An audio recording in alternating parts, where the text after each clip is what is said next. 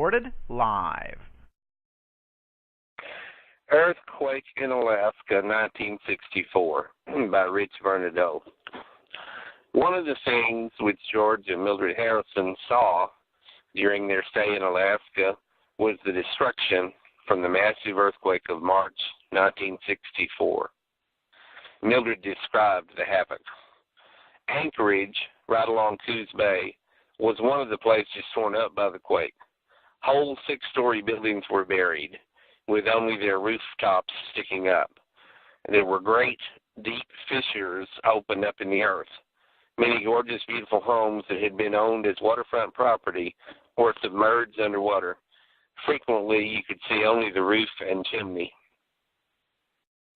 Mildred recalled, "We had a very good friend, Jack, that we had known years ago in Alpine, Texas. He was off at work when the quake happened. His wife, Billy, and the 2 children were at home. When the house began to rock, Billy thought a bomb or something had been dropped. In Alaska, after World War II, people were highly afraid that they might be bombed by Russia. So, thinking that a bomb had been dropped, Billy grabbed the 2 children and ran into the front yard. As she did, the earth erupted and stood up in front of her face. She put her arm around each of the kids, flattened them on the ground, and told them not to talk. In a few minutes, when things began to settle down, she raised her head and looked. There was a huge fissure trench as far as she could see. She told the children to lay very still. Gradually, the trench began to close up, but it never did close up entirely. Billy looked back, and her house was gone."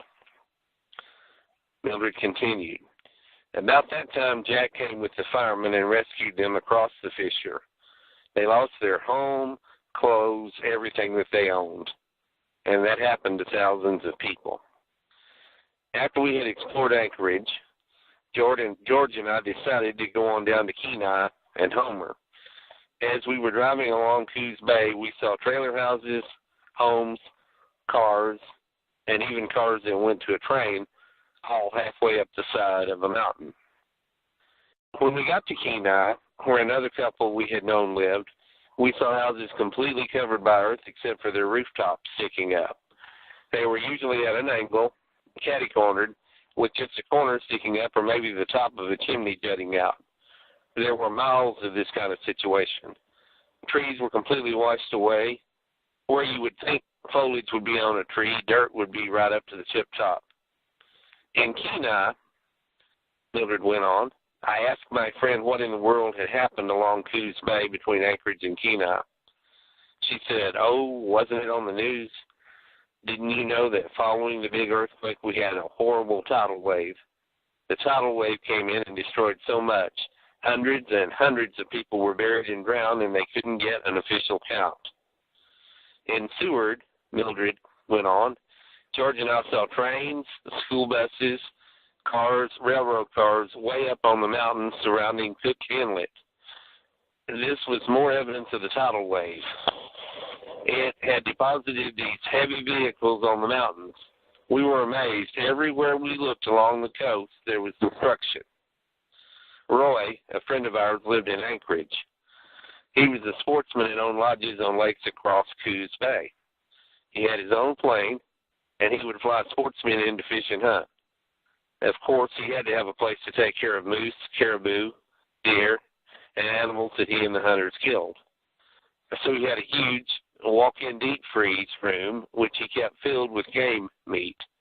When the earthquake occurred, luckily, this deep freeze was left intact. So they called the Boy Scouts and sent them around where grocery stores had been. If they saw potatoes, carrots, onions, or anything edible, they were ordered to get it and bring it to Roy's house to feed the multitudes of homeless people. Roy cut meat day and night, and women volunteered making soup there at Roy's house. They cooked and served, and the soup line was 3 or 4 blocks long. They served food to these people day and night. Soon the Red Cross and other organizations joined in and helped out. I heard one sad story when I was downtown shopping one day," Mildred said. "I talked with people downtown, and it seemed that everybody in Alaska was talking about the earthquake. One lady told me that her sister and her husband had lived right outside of the city of Anchorage.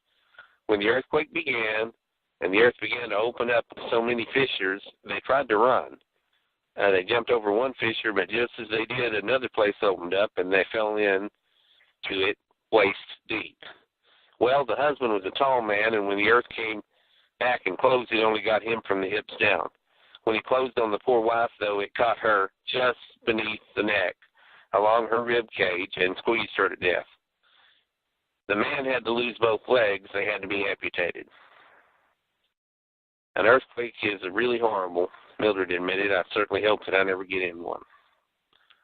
And that was Earthquake in Alaska, 1964, by Rich Vernadeau.